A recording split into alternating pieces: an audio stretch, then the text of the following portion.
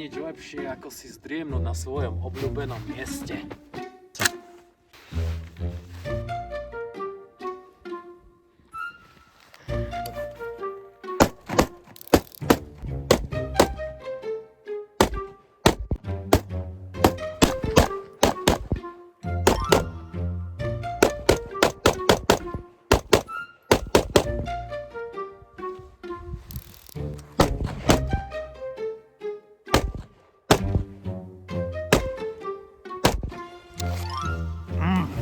Hej, chlapi, ale dajte si to potichšie, nie?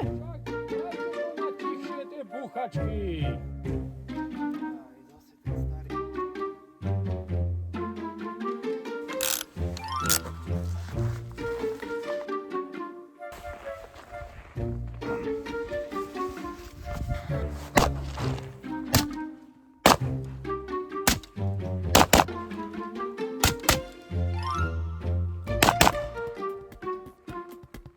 Vítame vás na kanáli T-Rex Guns a na našej perfektnej strojci v Šulerlochu. Volám sa Tomáš Ja sa volám Stano. a za kamerou je náš kamarát Ibi. Dneska sme sa stretli vo väčšej skupinke, je to kvôli tomu, lebo ideme si pretestovať nejaké tomiče. Konkrétne výberom puškového tomiča pre samonabíjaciu pušku s vnútorným piestom, tzv. DI systémom, ináč povedané AR-15. No a na to, aby sme to nejakým spôsobom spravili a otestovali, tak zohnať viaceré množstvo tomičov je zložité, takže týmto sa chcem chalanom poďakovať za to, že boli ochotní dôjsť, priniesť vlastné tomiče zo zbraní a aby sme mohli potestovať toho čo najviac. A v základe problematiky výberu tomiču na AR-15 som sa tým hrabal strašne dlho a trvalo mi dosť dlho, kým som zistil, že ktorý tomič bude pre mňa najvhodnejší pre to, čo ja chcem. A v tomto videjku by sme vám chceli priblížiť niečo, ako si to môžete vybrať vy, respektíve ako sa smerovať. Nepovieme vám žiadnu univerzálnu pravdu. To, čo funguje mne, nemusí fungovať dobre Stanovi. To, čo funguje dobre Stanovi, nemusí fungovať mne. Respektíve to, čo od pušky očakávame. Všetko, čo vo videu zaznie, je zbierkou našich dlhoročných pátrania po internete, fórach, nejaké tie testy, prípadne špatné kúpy, ktoré sme urobili. Lebo povedzme si pravdu, keď prídete do obchodu, nikto vám neporadí, každý vám chce predať to, čo má aktuálne na sklade. A ak si pozriete stránky výrobcov, nič sa nedozviete poriadne o tej konštrukcii, takže nemusíte dôjsť k rovnakému výsledku ako my. Tomičov je veľká plejáda, takže povieme si niečo k tomu. Základ tomiče ako také vznikli v roku 1907. Vymyslel ich Hiram Maxim, ale bol to syn Hirama Maximu, toho, čo vymyslel ten guľomet Maxim. A nejako sa začali používať v priebehu rokov, ale nebolo ich rozšírené ich používanie. Dali sa kúpiť od 3 do 7 dolárov normálne v každom obchode, až pokiaľ sa v Amerike nezakázali. Prvé také jemne väčšie použitie nastalo v prvej svetovej vojne, kde to niektorí ostreľovači používali, ale veľký rozmach týchto tomičov nastal až pri tomičoch druhej svetovej vojny, kde ich používala hlavne vo veľkom OSS a britská SOE. Tieto tomiče boli hlavne na pištoloch Velrod a prípadne aj na niektorých iných zbraniach. Napríklad mali Lee Enfieldku prerobenú na zásobníky zo 45-ky s integrovaným tomičom. Išlo hlavne na zbrane pre špiónov, na odstrel stráže a podobné zaujímavosti. Na začiatok si povedzme, ako takýto tomič funguje, aký je jeho princíp. Vo svojej podstate základným princípom každého tomiča, dokonca aj výfuku na aute, je to, aby ste zachytili horúce, rozpínajúce sa plyny a ochladili ich pred vypustením do atmosféry. Čím je kratšia hlaveň a väčšia navážka prachu, napríklad ako u pušiek, ráže 223 Remington, teda AR-15, keď máte krátke hlavne, tak dokonca sa deje to, že keďže táto zbraň a tento náboj boli urobené tým štýlom, aby fungovali spoľahlivo s hlavňami dĺžky 20 palcov, tak keď tam dáte 11 palcovú hlaveň, veľa tohto prachu vyhorieva ešte v atmosfére, čo spôsobuje ďalší záblesk a ešte väčšiu ohlušujúcu ranu. Takže chcete vlastne tieto plyny zachytiť, ochladiť ich. Taký úplne najjednoduchší spôsob bolo vytvoriť niekoľko komôr, prepážok, v ktorých zachytávame tento plyn a je umožnené sa mu rozpínať, ale nepustíme ho o komoru ďalej. V ďalšej komore sa zase zachytí určitá časť plynu, ktorej je umožnené sa rozopnúť a nepustíme ho ďalej. A takto to postupovalo. Ak si myslíte, že tomič urobí váš výstrel úplne bezhlučným, tak sa veľmi pletiete. Nie je to vo filme, že počujete len piu, piu, alebo niečo také a v podstate nepočuť to. Tomič počuť. A na puške a na AR-15 obzvlášť ho počuť veľmi. Vy môžete akokoľvek utlmiť zvuk výstrelu, keď strieľate so zbraňou, z ktorej strely lietajú nadzvukovou rýchlosťou. Vy počujete tú nadzvukovú strelu. Je to niečo ako keď preletí stíhačka. Tiež počujete ten hrom. A je to vlastne ten nadzvukový hluk, ktorý produkuje strela. A s tým neurobíte nič, pokiaľ nezačnete strieľať s podzvukovými nábojami. Takže ak chcete nejakú zbraň skutočne utlmiť, tak si vyberte adekvátnu ráž k tomu. Ako za mňa najtichšie, čo som kedy počul, boli 22 LR Subsoniky a potom ešte 45 ACP s dobrým tomičom. Teda, ak si myslíte, že si kúpite svoju AR-15 a budete s ňou strieľať potichúčky a bez problémov, mýlite sa. Čo ale sa robí na AR-15, neznamená, že je to zbytočné. Ale tomič vás môže zamaskovať.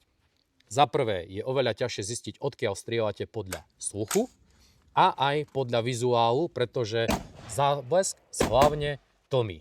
Máme tu teraz viacero typov tomičov a povieme si niečo o základnej konštrukcii tomičov, takže povedzme si tak úplne zo začiatku.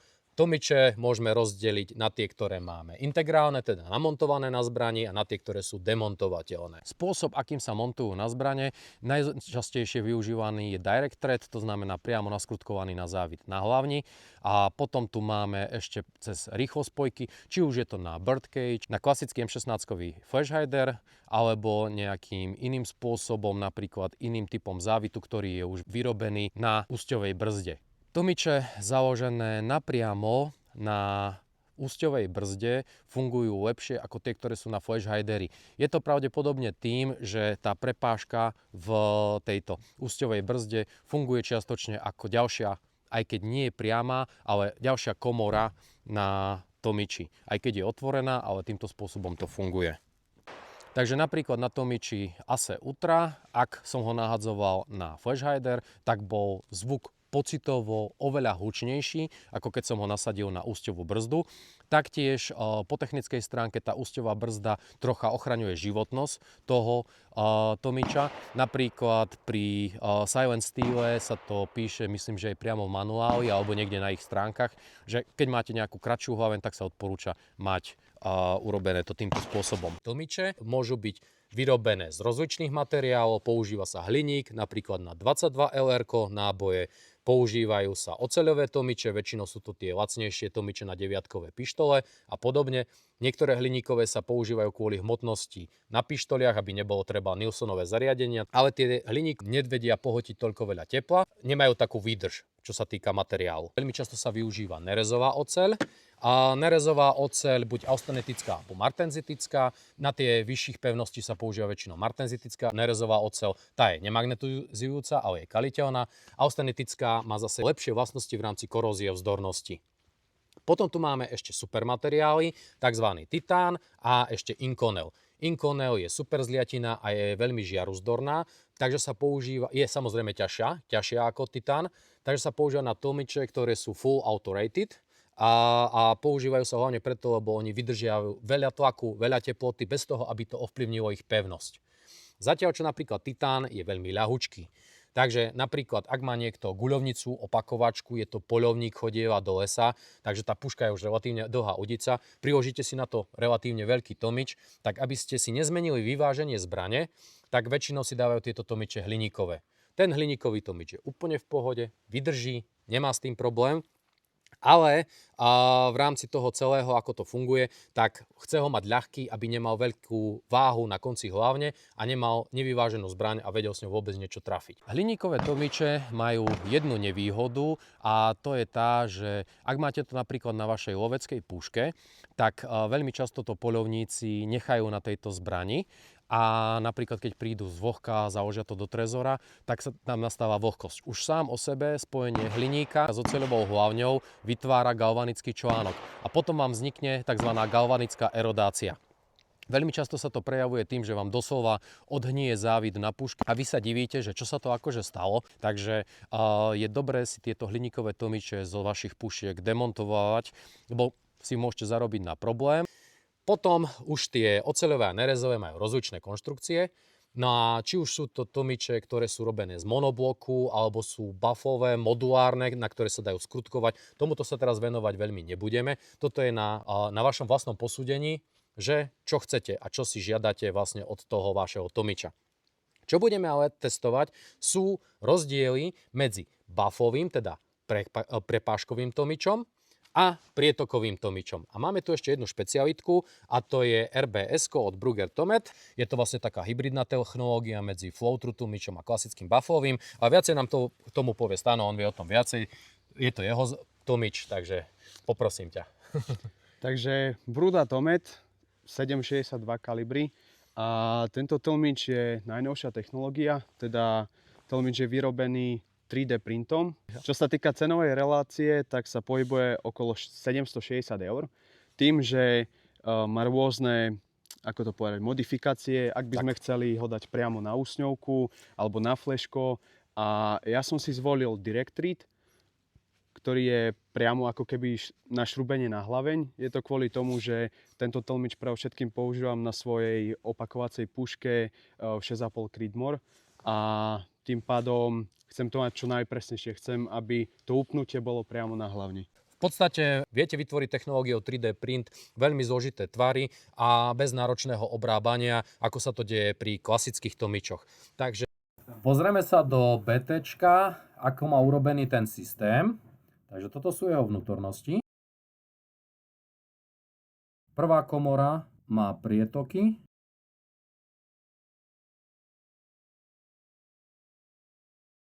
Pozrime si ďalšiu prepážku. Tu už sú zablokované prietoky smerom dovnútra. A toto sa opakuje.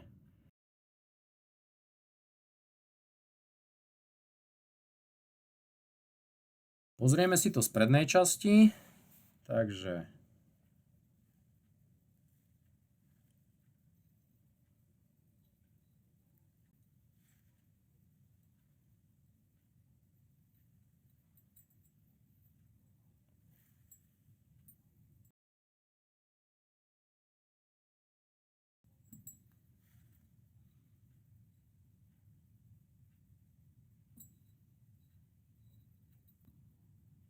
uvidíme, ako to bude fungovať.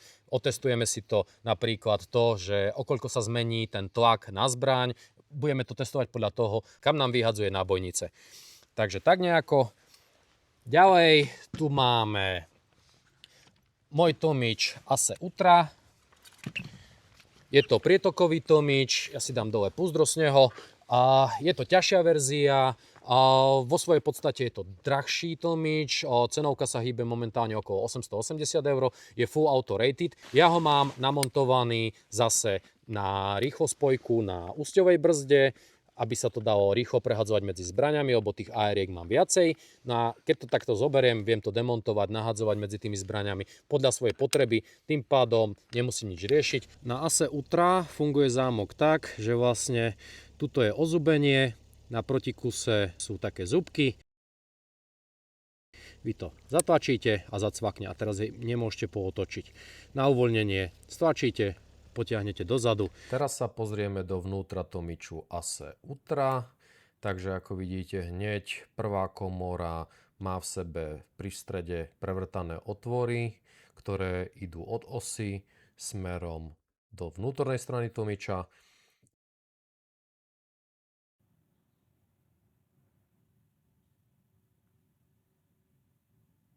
Po obvode tieto komory nepriliehajú ku stenám.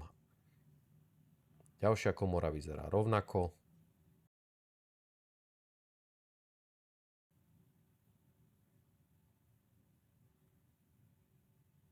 A ďalšia taktiež, až kým neprídeme dopredu.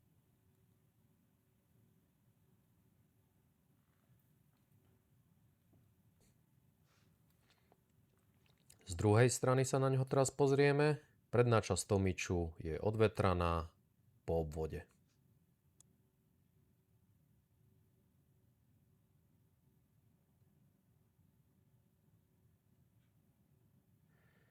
Teraz vidíme tie dva odvetrávacie otvory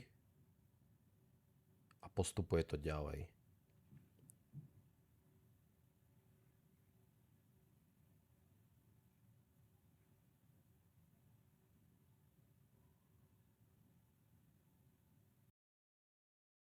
Tieto flow-through majú určité výhody, takisto ako aj tomiče, ktoré sú buffové, majú svoje výhody. Všetko má niečo pre a proti.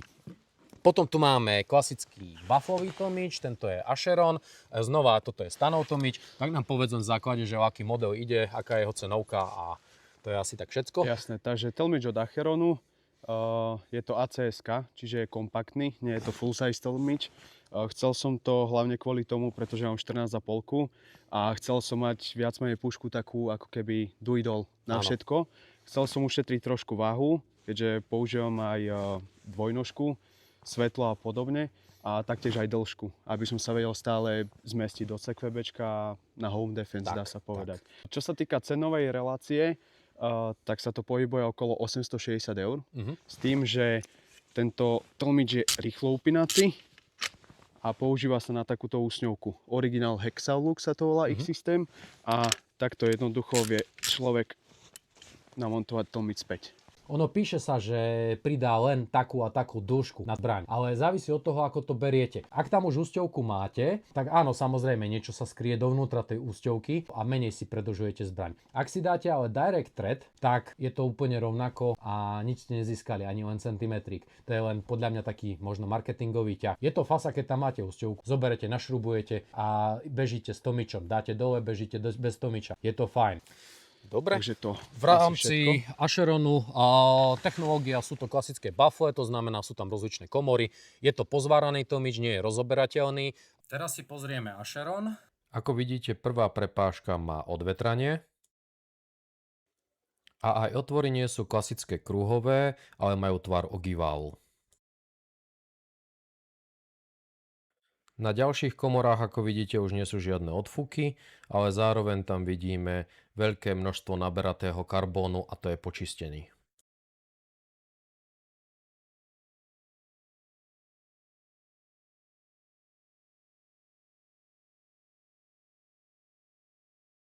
Predná strana.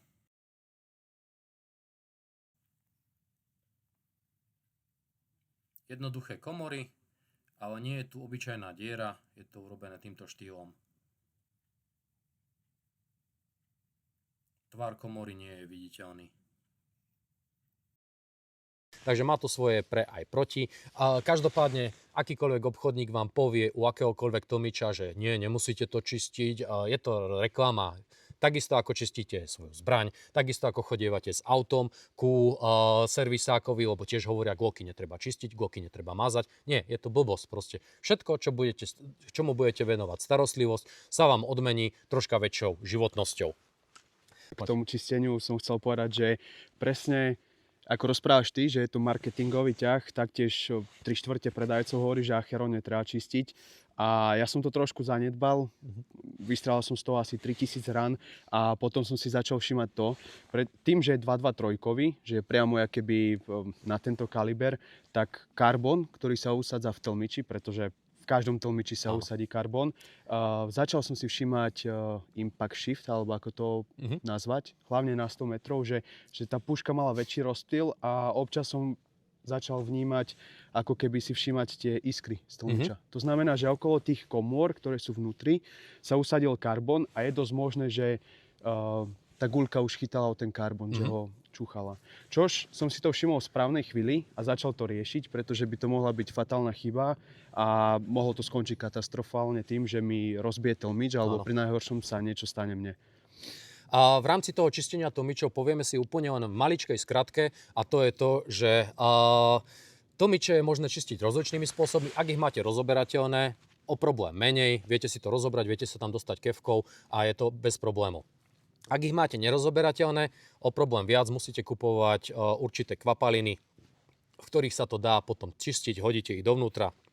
Tam sa to potom, na koľko sa to dáva? Na týždeň, na 2 alebo na koľko? Deň? Ja som to čistil asi 3 dní s tým, že som po každom dni ako keby dal tú druhú, hej, tekutinu som vymenil a tým, že Na konci som to zapchal takým štuplom, ináč 6 €, hej.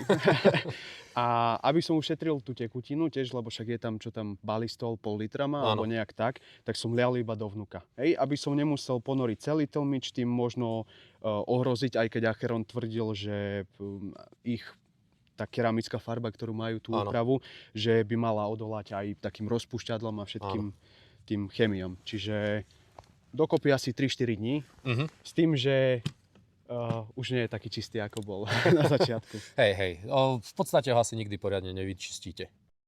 Takže čo sa týka toho čistenia, je tu viacero možností. Ešte môžete napríklad aj tie rozoberateľné môžete čistiť v tom vlastne sajrajte, alebo ako ho nazvať. Viete si kúpiť, aké sú politrové balenia, alebo takéto sú nejaké balenia? Zdá sa mi, že pol litra je to. Balistol. Náš kameraman hovoril, že v podstate ten balistol vychádza nejakých 17 € za to balenie. No a napríklad on si ide kúpiť z Nemecka, no možno si ideme my spoločne kúpiť, na to ešte prídeme, z Nemecka, kde to vychádza pod 15 € na liter. No a vlastne okolo ešte ultrazvuku si dačo chcel povedať? Jasné, videl som, že niektorí chalani to robia aj, že nalejú tú tekutinu, používajú aj ten ultrazvuk. Problém je to, že je dosť možné, že to poškodí povrchovú pravu, pretože chalan mal takéto rihy, nejaké fľaky.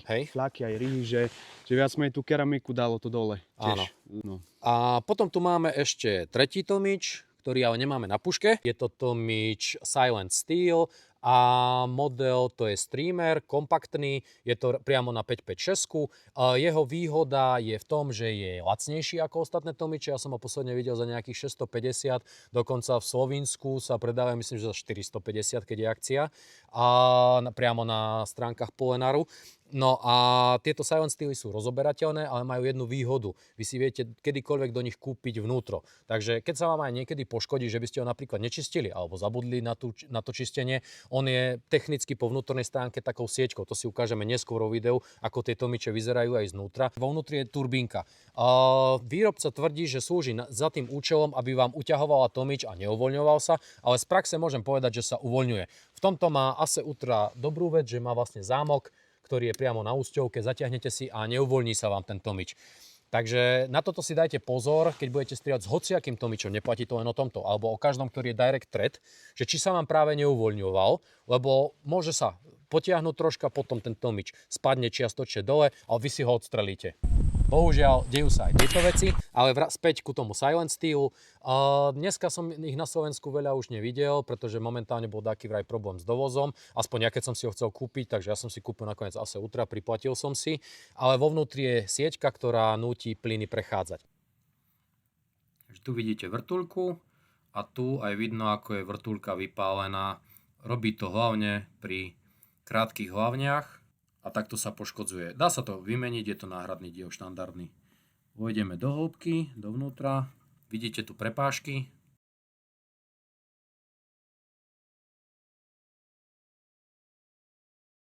V tejto časti vidíte trocha aj to sieťovanie. Ukážeme si ho ešte z prednej časti. Takže prepážky.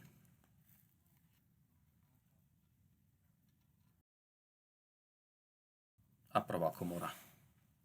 No a vlastne taký rozdiel medzi buffami a flow through je taká základná vec, ktorá vás môže trápiť pri výbere. Flow through má tú výhodu, že tie plyny sú nútené prechádzať cez určitý labyrint. Akýmkoľvek je to spôsobom vytvorené, je to jedno, ale v podstate nie sú to pretlakové komory, ako napríklad pri buffoch, kde vojde tlak, zostane a je tam zaškrtený. Vojde do ďalšej komory, je tam zaškrtený a potom celý sa stiahne vonku. Ale pri Ace Ultra je tam ten labyrint, takže ten plyn musí prechádzať určitým priestorom.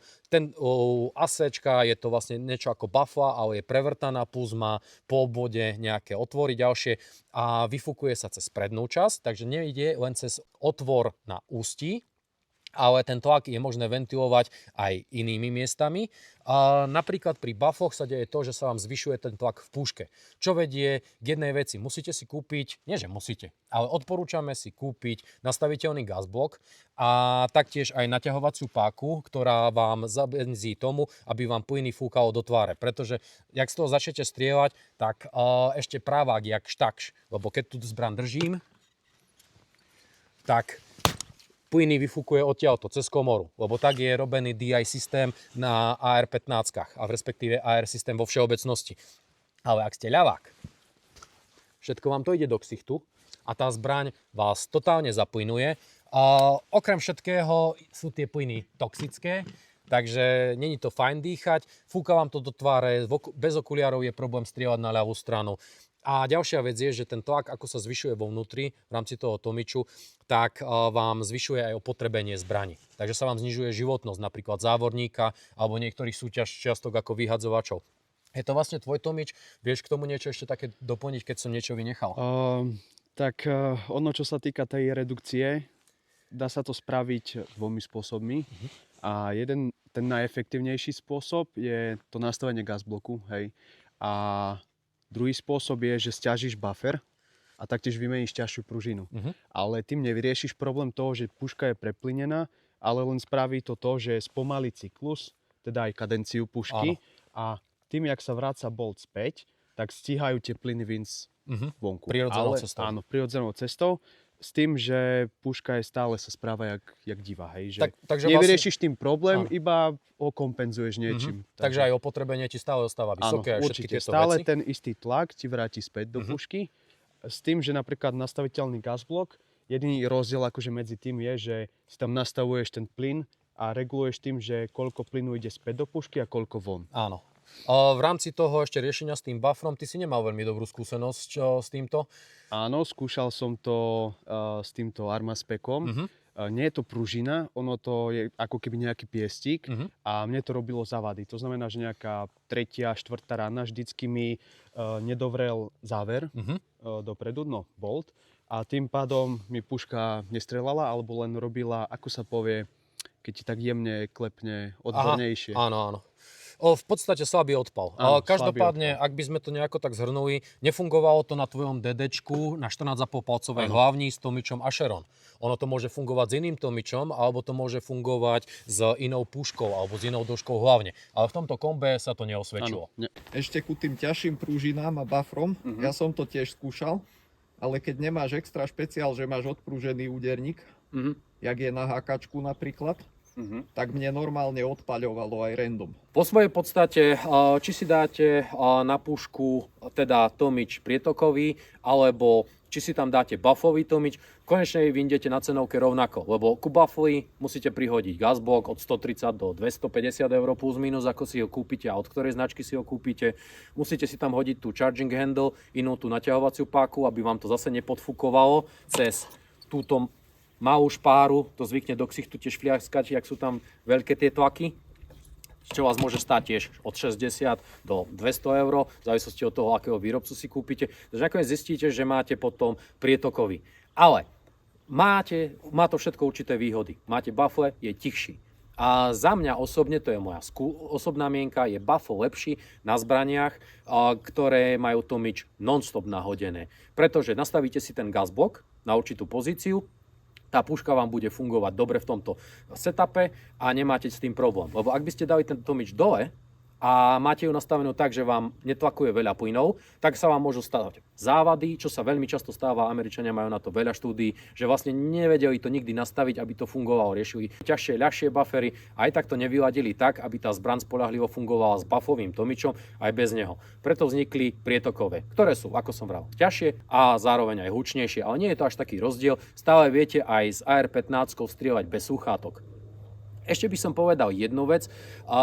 Ja som si napríklad vyberal ten prietokový tomič aj preto, lebo chcem mať raz pušku, ktorá je krátka, na ktorej nemám nahodené nič, a potom si chcem dať ten tomič nahodiť na ňo, pretože tie tomiče, ako som vravel pri tej 223, nerobia len hluk, ale hlavne záblesk. Preto sa napríklad robia tie mikrotomiče, ktoré znejú dosť hlasno, ale v zásade zachovajú niektoré tie plyny a ten nespálený strelný prach vo vnútri a nevidno taký veľký zášlech. V rámci ešte jednej veci na tomiči, ak ale tomič prehadzujete, dávate ho hore-dole, tak sa mení miesto toho vašeho zásahu, kam strieľate. Závisí to dosť veľkej miery, aspoň podľa mojej skúšky od dĺžky hlavne, zatiaľ čo pri 11 palcovke mi to nepremiestňoval sa ten zásah, lebo ovplyvní to kmitanie hlavne. Vy dáte vlastne závažie, na hlaveň máte to nastrelené, zrazu máte tam závažie a zrazu sa to ináč správa. Pri 14,5 palcovke mi to už úplne inám a pri 18 palcovke úplne. Ja mám takú napríklad kartičku, kde mám urobené a kde mi smerujú zásahy s ktorým tomičom, ale to funguje pre moju pušku a to si vy musíte vyskúšať. Nie ako niektorí naši chalani prišli na puškovú súťaž, nahodili si tam deň, dva predtým úsťovú brzdu na 58, že kúpil som, aby som dobrý výsledok spravil na súťaži. A na 50 metrov netrafili absolútne nič. Lebo proste im to začalo, ani už nepamätám si, či dvíhať, alebo to išlo výškovo dole alebo hore, ale to bolo skoro pol metra na 100 metrov. Takže s týmto rátajte, že ono to mení, to kmitanie hlavne a čo ako sa správa. Neviem, akú máš skúsenosť ty s tvojím. U tohto od BTčka, od Bruda Tomet, keď som na 6,5 mal úsňovú brzdu a namontoval som to isté počasie, myslím tým, že bola rovnaká teplota vonku, než že napríklad úsňovku som na 10 stupňoch, hej, pri 10 stupňoch nastreľoval a dal som tlmič a bolo pri 0 stupňa alebo 5 stupňov. Nezmenilo mi to žiadny nástrel. Toľko asi tak na úvod. Poďme si teda zastrieľať. Ideme si teraz otestovať pušky. Pre test sme zámerne zobrali všetky 3 pušky, sú 14,5 palcové. Takže toto je DDčko s tomičom Acheron. Tu máme 14,5 palcového Andersona s Silent Steelom. A tam je 14,5 palcový Anderson s tomičom Ace Ultra. V tejto časti si odtestujeme, ako sa zmení posun zásahu pri streľbe s tomičom a bez tomiču na všetkých tých 3 puškách. Za 100 metrov máme 3 ciele. Budeme pozerať len, kde sa premiestní grupa. Nie je to nejaké extra precízne strieľanie, lebo na každej puške je trošku iná optika. Potom demontujeme dole tomiče a zmeráme výstrel. Taktiež budeme merať hlučnosť. Budeme to merať len mobilom, máme tam decibelmeter zapnutý. Je to vo vzdialenosti 1,5 metra od strelca, od komory na zadnej pravej strane. Budeme testovať aj ako to znieje. Ja zaleziem do zákopu, na 50 metroch máme zákop, je bezpečný, z oboch strán som krytý, nič sa mi nemôže absolútne stať a budem počúvať, ako bude znieť rozdiel toho výstrelu s tomičom a bez tomiču. Strelivo budeme používať 55 grainové STVčka a uvidíme, že čo to bude, ako to bude. Ešte poviem v rámci toho, prečo sme si vybrali 14,5 palcové hlavne do tohto testu. Je to vlastne taký, nie je to až také krátke, že by to ešte nespaľovalo dostatok plynov, takže nemáte veľký výšľah. Zároveň tá rýchlosť na 14,5 palcovej hlavni je oveľa lepšia ako pri 11 palcovej hlavni a zároveň je ten tlmič tichší. Takže na jednej strane nerobí hluk ten prach, ktorý sa spaľuje v atmosfére, ale na druhej strane sa zvyšuje troška hlučnosť tým, že tá strela je rýchlejšia. Zároveň vyskúšame ešte jednu drobnosť, máme tu Garmina, otestujeme rýchlosť striel, takže Stano povie po každom výstrele, aká bola rýchlosť strelby. Sedíme si v zákope, pušky sú 50 metrov od nás, ideme si vypočuť, ako znie strelba s tomičom. Puška Daniel Defense s tomičom Acheron ACSK.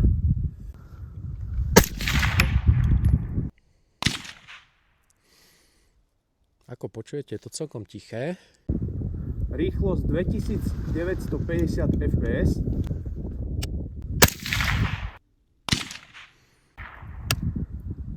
Druhý výstrel, rýchlosť 2973. Pozor, strieľam.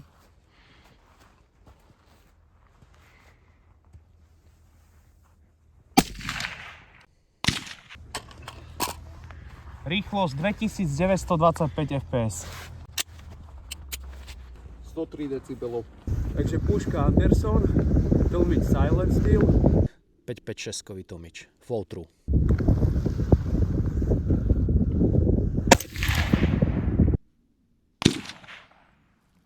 Silent je o dosť hlasnejší oproti buffovému tlmiču, dosť to počuť. Rozdiel je dosť veľký. Rýchlosť 2892 fps. 108 decibelov.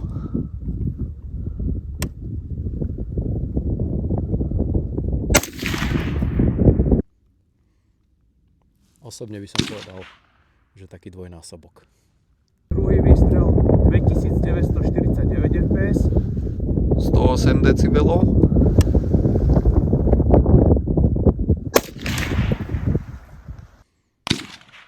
Tretí výstrel 3006 fps. 110 decibelov. A teraz si vypočujeme ASE Ultra 762. Flow True Tlmič. Takže tretia puška Anderson, tlmič ASE Ultra. Idem strieľať.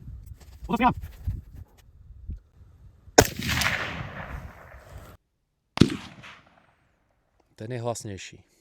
109 decibelov. Prvý výstrel 2877 fps.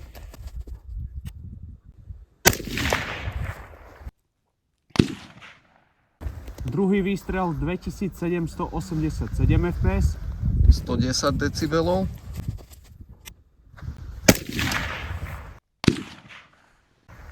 Tretí výstrel 2871 fps. 110 decibelov. Pocitovo bol ASE Ultra najhlasnejší, druhý bol Silent Steel 556-kový Flow True a najtižší z toho vyšiel Acheron.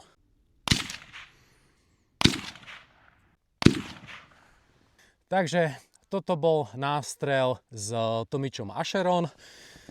Rany sú od seba veľmi blízko, nezobral som si šuberu, ale je to zhruba nejakých 30 mm od seba. Samozrejme, keďže je tam iné strelivo, tak sa mení aj nástrel zbrane, na čo je ona nastavená. Ale o to nám teraz nejde, že kam ide zámer. Nás len zaujíma, že kde sa to pohne s tlmičom a bez tlmiču. Anderson AM15 Silent Steel. Všetky tri zásahy sú tu. Rozptyl, ale nemusí ísť na kvalitu hlavne, ani zbrane. Sú tam ale iné mieridlá, nie je tam LPVOčko. AM15 a najhlučnejší ASE Ultra, pocitovo. Rozptyl zásahov je tu. Teraz chlapí zložia tlmiče dole zo zbraní a vypočujeme si, ako budú znieť aj tie úsťovky. Takže puška Anderson 14,5. Bez tlmiča. Je tam čisto úsňové zariadenie od Silent Steelu. Pozor, strieľam!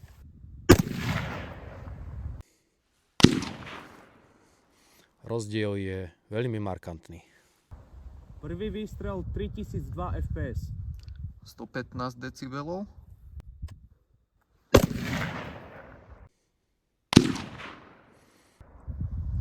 Druhý výstrel 2893 fps. 115 decibelov.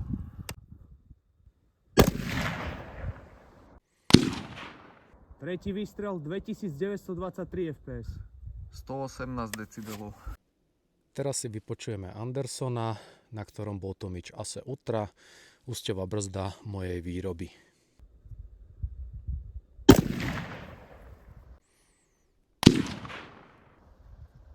Prvý výstrel 2707 fps. 114 decibelov.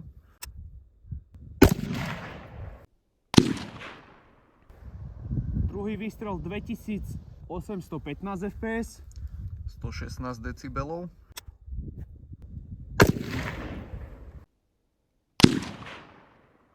Tretí výstrel 2921 fps. 117 decibelov. A teraz si vypočujeme, ako znieje DDčko s úsťovkou Acheron.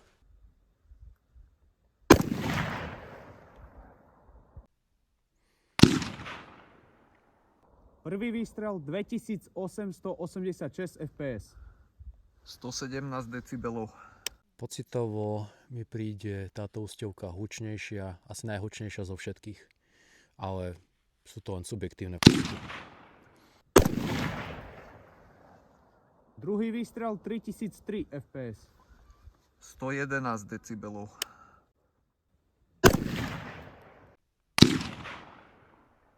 Tretí výstrel 2922 fps. 117 decibelov. Dobre. Na Daneo Defensi je najlepšie mieridlo, je tam LPVOčko. Neposunul sa veľmi stredný zásah, tie štiarkami boli vystrelené potom, takže len výškovo a zľahka doľava, ale ani nie centimeter. Silent Steel. Máme kus rozhodenejšie, dva zásahy šli hore, jeden máme tu a ten boli z predchádzajúceho výstrelu. A tu máme AM15 z ASE Ultra, posunul sa stredný bod zásahov troška na túto stranu, doľava. Ten posun je najmarkantnejší. Tomiče fungujú rozličným spôsobom na rozličných dĺžkach hlavní. Toto je Grand Power 11-palcová hlaveň. Na tomto bude tomič najmenej efektívny, ale zároveň má najmenšiu dĺžku, celková dĺžka zbrane. Aj napriek tomu je vhodné dávať na takúto dĺžku zbrane tomič. Osobne ale preferujem, ak sa na kraťasy dávajú skôr prietokové, pretože tam už to, ako je preplynovaná tá zbraň sama o sebe, spoľahlivo fungovala. Tým, že by ste dali na ňu buffový tomič, ešte zvýšite tie tlaky. Takže tam by som odporučil viacej prietokový. Rovnako treba si čeknúť u výrobcu daného tomiča, či odporúča na takéto krátke AR-15 používať tieto tomiče. Ide o jednu vec a to je to, že vám môže vypaľovať prvú, druhú komoru, ešte tie zrniečka prachu, ktoré vyletia za strelou. A toto sa napríklad deje kamarátovi na jeho Silent Steele. Ace Ultra je full auto rated, takže on s tým nemá problém. Takže teraz si vystrelím s kraťasom, budete počuť, aký je rozdiel v hlučnosti zbrane. V podstate, čím je zbraň má dlhšiu hlaveň, tým to bude tichší celkový ten výstrel. Potom dáme 14,5 palcovú a nakoniec skončíme s 18 palcovou hlavňou. Takže nabijeme si zbraň, vystrelíme si 3 výstrely. Stano mi povie, aká bude každá rana hlučná. Takže ideme na to. 104 decibelov. 104 decibelov. Teraz dáme ďalší výstrel. Prvý výstrel by mal byť najhlasnejší, pretože v tomiči sa vo vnútri nachádza ešte kyslík, ktorý podporuje horenie. To isté ako keď pri požiari otvoríte dvere, dodáte viacej kyslíka tomu ohňu a tým pádom sa ten oheň a ten výbuch podporí. Takže teraz ideme. Ďalšiu ranu mala by byť tichšia. Podľa teórie. 100 decibelov. 100 decibelov, takže sa nám to potvrdilo. Dáme ešte tretí pokus. 101 decibelov. 101 decibelov. Teraz si to vyskúšame so 14,5 palcovou hlavňou v Andersone.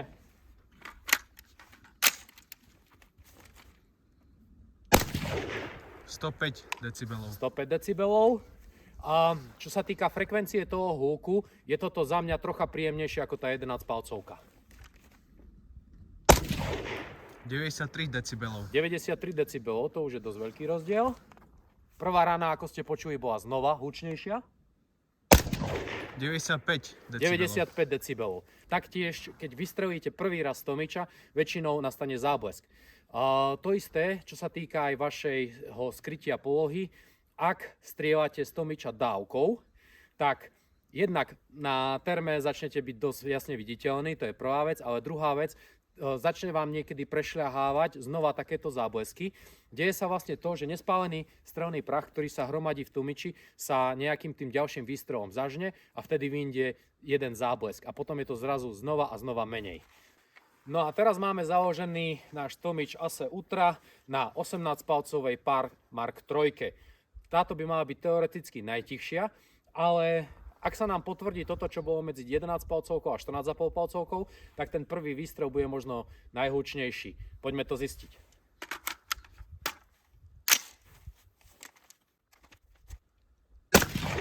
107 decibelov. 107 decibelov. To je asi o nejaké 2 decibely viac ako 14,5 palcovka. 98 decibelov. 98 decibelov. Čo sa týka parky, je to piestovka. Ona funguje zase trošku iným spôsobom a to môže ovplyvniť aj to, aký hluk vytvára. Takže vidíte, aký je rozdiel efektivity tomiča pri 11 palcovke, 14,5 palcovke a 18 palcovke s prietokovým tomičom. Samozrejme, pri buffovom tomiči bude to zase o niečom inom. Hovorí sa o tomičoch, že vám zlepšia správanie sa zbrane. Je to pravda, aj nie je to pravda. Je to pravda po tej stránke, že vy si vlastne zakvačíte pol kila nakoniec hlavne závažia, čo vám troška zmierni spätný ráz. Ale to by ste urobili, aj keby si dáte na predpažbie pol kila olova. Úplne to isté. Teraz si to ale prakticky otestujeme, takže vystrelíme 3 rany s tomičom, demontujeme tomič, vystrelíme 3 rany s úsťovou brzdou, demontujeme úsťovú brzdu a vystrelíme 3 rany bez úsťovej brzdy.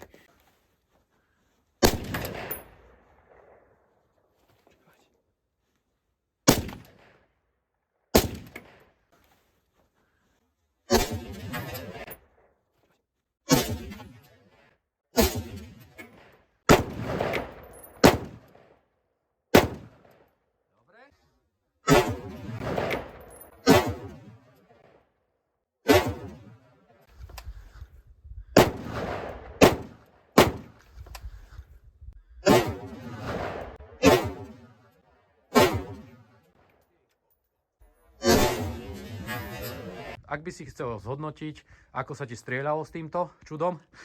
Tak ak by som mal zhodnotiť čisto spätný raz úsňovka versus tlmič, tak určite úsňovka odvedla lepšiu prácu. Každopádne bolo vidno, aj na rokom sme sa snažili vystreliť tak rapidnejšie ten výšleh a tlmič odvedie taktiež dobrú prácu, závažie ako keby dopredu, ale nestlmi tak spätný raz ako úsňovka. A ak to porovnáš s čistou hlavňou, ktorá nemá žiadne úsťové zariadenie? Určite tlmič je na tom o dosť lepšie. Pri strelbe s tomičom by ste mali ale pouvažovať nad jednou vecou a to je nejaký dobrý obal na tomič. Ja úplne dobrý obal na tomič nemám, toto tu je tému, stálo to takých 14 €, ale je na tom ten materiál, ktorý sa dáva napríklad na ochranu výfukov a až na tom je nylon. Takže zatiaľ to nepriškvarilo. Každopádne, čo sa vám môže stať je to, že keď máte a hádžete si tú zbraň na popruh a ťaháte potom krátku, tak tomičom sa dotknete svojho stehna alebo niečoho, čo nie je veľmi príjemné. Ale má to aj svoje výhody, nie? Tak aspoň ti nie je zima na ruky. V dnešnom teste sme si otestovali viaceré tomiče, ako fungujú, ako sa správali. Prišli sme na niektoré zaujímavé výsledky, no a bolo to určite celkom fajn. Chcem sa poďakovať chalanom za to, že teda prišli, pomohli mi s tým. Veľmi bolo zaujímavé sa pozrieť aj dovnútra tých tomičov, lebo nikde na internete som nevedel nájsť napríklad prierez tomičov, alebo ako vyzerá ASE Ultra vo vnútri, alebo to BT.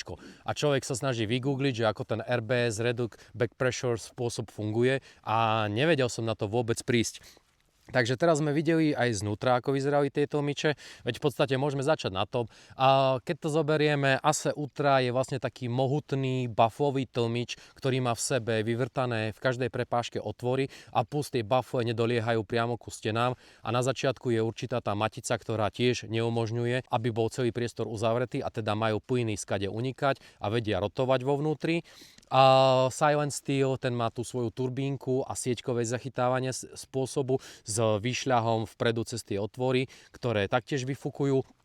Je tiež celkom fajn, že sme strihali vlastne pri teplotách od -7 do -10 stupňov, lebo bolo pekne vidno, ako tie horúce plyny vystreľuje z pušky a napríklad na tých prietokových to vyzeralo, ako keby malý hasičák vyfukoval dopredu.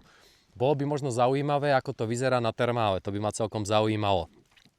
V zásade, keď sme testovali aj tomiče, tak nepotvrdil sa nám faktor, že tomič zrýchli strelu alebo spomalí strelu. Výkyv rýchlosti bol celkom rozličný a to sme používali Garmina, ktorý funguje ako dopplerovský radar, takže je to veľmi presné meranie. No ale zistili sme vlastne, že to STVčko, sme sa snažili, aby tie výsledky boli čo najkonzistentnejšie a nakoniec sme došli k tomu, že rozdiely v tom STVčku, tá rýchlosť kolísala veľmi hore a dole. Bolo celkom zaujímavé otestovať si napriamo baffle technológiu oproti týmto prietokovým tomičom. Keď sme strieľali naraz, bolo to celkom zaujímavé, lebo ten prietokový znel, ako keby žiaden tomič na puške nebol oproti baffli. Ale aj keď vystrelíte z bafflového tomiča, tak ten húk je tam stále dosť vysoký. Takže každopádne, aj keď to nepotrebujete mať slúchadka s tomičom, odporúčame, chráňte si ten sluch, lebo tak či tak je to stále nejakých tých 100-105 decibelov, čo robí nejaký ten zvuk a môžete si tak poškodiť sluch. Pri kúpe tomiča, samozrejme, ako sme si už hovorili, zvažujte technické parametre toho tomiča. Určite zvažujte aj to, na akú tuhú hlaveň na tej vašej AR-ke si to budete hádzať. Nie len kvôli tomu, že môžete si ten tomič poškodiť, lebo napríklad výrobca nebude odporúčať na to, aby sa nahadzovalo na 11-palcovú hlaveň. V obchode vám to možno nepovedia a potom sa vám stane to, že si vypálite tie prvé komory a poškodíte si ten tomič, ale ide ešte aj o druhú vec a to je to, že ak si to dáte na takú 20-palcovú hlaveň a nedaj Bože si tu dáte ešte taký full size, ktorý bude vážiť 650 gramov, tak si len zoberte po mechanickej stránke. Je to sila krát rameno. Ten krútiaci moment je dosť veľký. A čím to budete potom kompenzovať? Ťažšou pažbou? A koľko bude mať tá ARK, ktorá váži 3,2 kg, keď je holá, keď na ňu nahodíte také veci, tak 3,5 kg a zrazu budete mať v ruke 4,5-5 kg pušku. No aký to bude mať zmysel? Žiaden. A za mňa na použitie tomiču je celkom dobrá táto 14,5 palcová hlaveň. Keď si jej zoberieme, ako je vyvážená, tak približne tuto na tom strede, či už to posuniem pár milimetrov dozadu alebo dopredu, tak je vlastne tu. Takže sa mi neudeje to, že sa unavím po čase. Takže povedzme si, že musím to mať vo low ready alebo v high ready, to nie je až také problematické. Ale ak ju mám v low ready, budem to držať takto celý čas zbraň. OK, viem si oprieť o aké, o taktickú vestu a podobne. Ale aj tak tá únava nastáva. A ak by som ju nahodil na povedzme takú o 20 palcovú hlaveň, nastane ešte jeden jav a to je zotrvačnosť. To znamená, ja dvihnem tú zbraň a jednak ten pohyb je pomalší a druhé, aj keď ju hodím, chcem ju zastaviť tu, ešte troška pokračuje. O to je to ale výraznejšie pri bočnom pohybe. Chcem ju zastaviť tu a ja ešte môžem pokračovať trošku ďalej. Samozrejme, všetko sa dá vyriešiť tréningom, ale nie je to také jednoduché, takže uvažujte aj to, aký tlmič, na akú zbraň a za akým účelom. Ja som napríklad s mojím Ace Ultra celkom spokojný, pretože viem strieľať so 14,5, 11 palcovou hlavňou aj 18 palcovou hlavňou. Robí to svoje, stále viem strieľať bez sluchátok a ak to je nutné. Je to samozrejme o dosť menej, ako keď strieľate s podzvukovými nábojami v pištoli v 9, čo samo o sebe nie je príjemné, ale stále ten váš sluch trpí. Takže odporúčam, aj keď máte tlmič, strieľajte so sluchátkami. Je to jedna z dôležitých vecí a byť pôhluchý není fajn. Takže toto by ste mali zvážiť tiež. A ak si vyberiete floatru, urobíte dobre. Ak si vyberiete baffle, urobíte znova dobre. A aj na základe týchto testov fakt musíte vedieť, že čo od tej pušky očakávate. Ak by som chcel fakt niečo tiché, tak nebudem riešiť do 2-3 Remington, ale riešim niečo iné. A potom si tam hodím buffový tlmič a nastaviteľný gasblock a z tej zbrane ten tlmič nepôjde dole nikdy. Pokiaľ by nebol hliníkový, vtedy si ho dáte dole, lebo vám odhnie závid na hlavni. Ale to je len taká malá drobnosť. Ďalej nezabúdajte fakt, ako sme ho rozprávali, čistiť ten váš tlmič. Povedia vám, že ten tlmič netreba čistiť, ale čo sa napríklad deje pri 22 LR-ku, napaľuje sa dovnútra olova a zrazu ten 200 gramový alebo 150 gramový tlmič má 300 gramov a rozmýšľate, čo je taký ťažký. Ono to postupne napreduje. Rovnako ako čistenie tlmiča je dôležité aj jeho skladovanie. Mali by ste ho skladovať vertikálne takým spôsobom, aby mohol cez neho prúdiť vzduch. Kľudne ho položte aj na prázdnu krabičku od nábojov, to je úplne jedno. V tejto časti sme sa ale venovali tlmičom pre pušky AR-15. A ten test je samozrejme obmedzený. Nemal som tu 30 tlmičov. V rámci toho, s čím sa stretávam, tak fakt na tých strelniciach majú tí ľudia tie Silenty, BTčka a Ace Ultra. Z prietokáčov, Acherony a ešte nejaké GPčka sa začali vyskytovať, lebo ich začali vyrábať teraz nedávno. Takže aj toto. Takže není to komplexný test. Je to len také navedenie vás, že aké sú možnosti a na čo si dávajte pozor pri tom, keď si budete ten tlmič kupovať. A samozrejme, môžete nám to okomentovať dole pod komentármi. Všetci ľudia všetko vedia. Nikto nie je všemocný a samozrejme toto, čo funguje mne, nemusí fungovať vám. A podobne. A takže není toto žiadna univerzálna pravda a možno v tých komentároch na niečo zaujímavé aj prídeme. Takže vecná diskusia by bola super. Lajkujte, šerujte a zdieľajte, subscribujte. Vás to stojí pár sekúnd, 2 kliky. Nám to veľmi pomôže. No a tešíme sa na ďalšiu časť. Uvidíme, že o čom to bude. A medzi tým trénujte a držte sa.